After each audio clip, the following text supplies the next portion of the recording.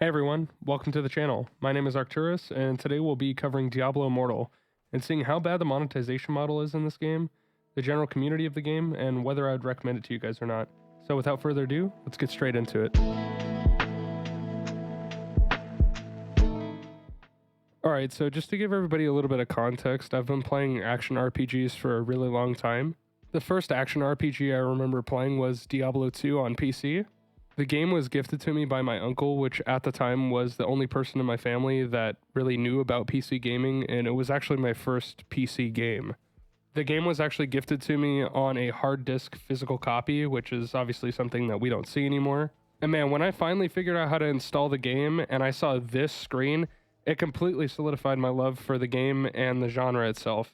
Then when I got a little bit older and I was able to have my own PC, I experienced Diablo 3, and experienced Error 37, the Real Money Auction House, and the hype surrounding the Reaper of Souls expansion pack. Then, after I had my time with Diablo 3, I just kind of stopped playing video games entirely for a little bit, and spent my time doing other things like working and playing music. Then recently I had an itch to play some Diablo again. I figured I'd pick up Diablo 4 and give it a shot, and then I realized it was $70 fucking dollars. The game already had really bad user reviews, and most people just genuinely seem jaded with Blizzard regarding the Battle Pass system and the general lack of content in the game. So then I started assessing my options for free-to-play action RPGs.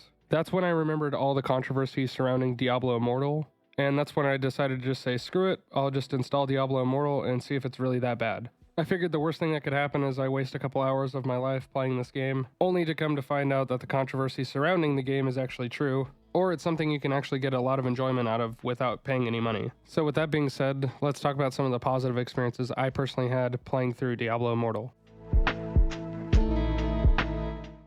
Alright, so I want to go over some of the positive experiences I had during my time with Diablo Immortal. The first of which being obviously that the game is free to play, so you don't have to pay any money to just get in and start killing a couple things. The second of which being that the gameplay is basically identical to Diablo 3, which definitely isn't a bad thing considering I personally really enjoyed the combat in Diablo 3. And even a lot of classes and a lot of the same skills carried over from Diablo 3, which I thought was pretty cool considering that I liked a lot of that in Diablo 3 as well. Also, there's a really cool class changing mechanic in the game which I really enjoyed, which basically allows you to switch your class throughout your playthrough. And the game will essentially give you an extra set of gear for this new character that closely resembles the amount of gear score that you had on your previous character, which I personally think is pretty cool, but I can see how it can hinder the replay value of the game a little bit, considering that you can just change classes without making an entirely different character and having to experience the content again. Also, speaking of class changing, the class selection in this game I think is personally pretty awesome. You have the choice to play between a barbarian, a wizard, a necromancer, a demon hunter, a monk, a crusader, and even a slightly newer class, which is the blood knight, which you can see in the gameplay in the background. I personally have only tried out the barbarian, the necromancer, the demon hunter, and the blood knight, and the class that I conducted the full playthrough on was on the necromancer. Also, just a side note on the class changing feature, they don't charge you to change your class, and you could do it once per day completely free. Because if they did charge you to change your class, I would definitely consider that a negative experience. Another cool feature of this game is that there is cross-platform and cross-progression from mobile to PC, which I personally think is really cool. Being somebody that travels quite a bit, I can kind of experience the game from wherever I am. And the last thing that I'll say is that the gameplay from 1 to 60 was pretty enjoyable, despite the story being mostly forgettable and the game not getting that much harder as you get to the ending of the story. I had fun just kind of rolling around and killing a bunch of stuff. So with that being said, let's get into some of the more negative experiences that I personally had with the game. Alright, so the first negative experience I'll have to say right off the bat is that the pay to win aspect of this game is definitely very real. Basically, if you guys don't already know, there's legendary gems in this game, and the only way that you can obtain these legendary gems is through legendary crests, which you then use these legendary crests as essentially modifiers in Elder Rifts, which then at the end of this rift gives you a chance at whatever legendary gem that you want. And it's not guaranteed that you're going to get any particular legendary gem, it just gives you a legendary gem, which I wouldn't really have a problem with the way that they did this form of acquiring legendary gems. But obviously the issue is that there's really no way of gaining a large amount of these legendary gems without paying a ton of money. The only real way that I know of getting legendary crests without paying any money is through the Hilts trader, But even then, you only get one per month, and you'll be progressing way too fast, and one legendary gem per month just straight up isn't going to cut it. And you'll be forced to spend quite a bit of money just to experience the content that you've been progressing your character towards. And considering that the current estimated total to max a character out is over $540,000 fucking dollars, I'm pretty sure it's safe to say that there's no real meaningful way that you can progress your character once you get to a certain point in the end game. And the worst part about all of this is that all of this pay to win power that you can apply to your character applies in PvP, which obviously has two major issues. The first of which being obviously that free-to-play players are just going to get absolutely stomped out by anybody that spent pretty much any amount of money on the game. This also effectively devalues the quote-unquote ranking system that's in the PvP mode. Because at a certain point, it's like, okay, are you really good at the PvP in the game, or did you just spend a lot of money and now you just smash on everybody that you see? So pretty much as soon as I figured out that that was going to be a part of the end game, my interest in the game basically evaporated. And my thought process was essentially, why am I going to spend all this time trying to progress into the end game when I know I'm just eventually going to hit a paywall?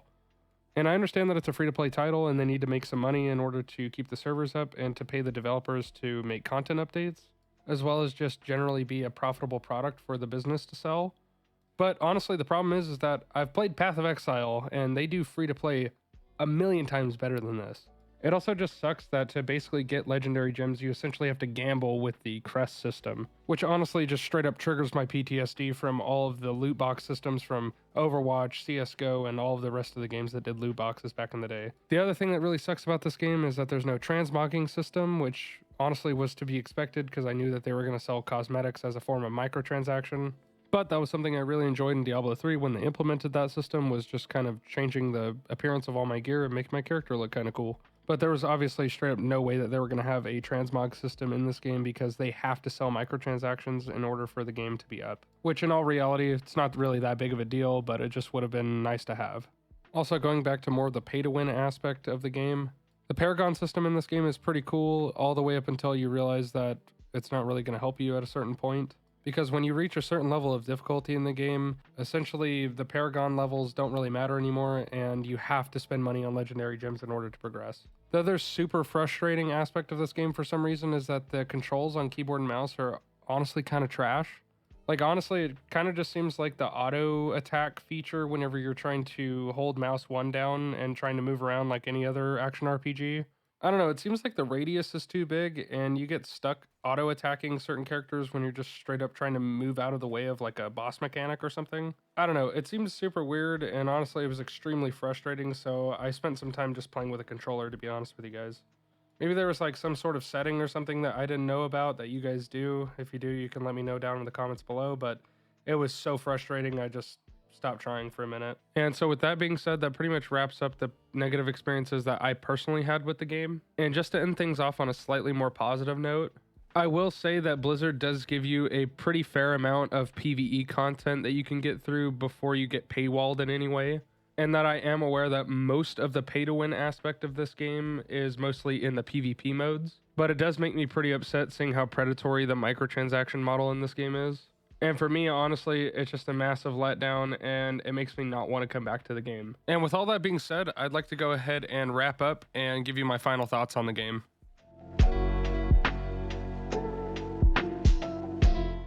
Alright, so just to wrap things up, I think that Diablo Immortal could have been a perfectly fine free-to-play installment in the Diablo franchise, but is unfortunately extremely held back by its predatory pay-to-win microtransaction model. And the user experience is held back by the amount of UI aspects that are constantly trying to get you to spend money on the game. And I think this game has a long way to go in order to win back the faith of the people who have been playing the franchise for a long time.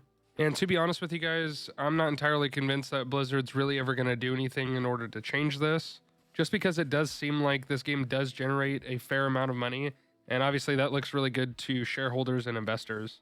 But with all that being said, guys, if you guys stuck around to the end, I really appreciate your time. Thank you for clicking on the video and giving it a watch. If you guys did like today's video, please consider giving the video a like. And if you'd like more content like this, go ahead and hit the subscribe button. And I'd really like to get a conversation going down in the comments below regarding this current state of Diablo Immortal and whether you guys think that it's worth playing or not. And with all of that out of the way, thank you very much for watching the video, and I will see you guys in the next one.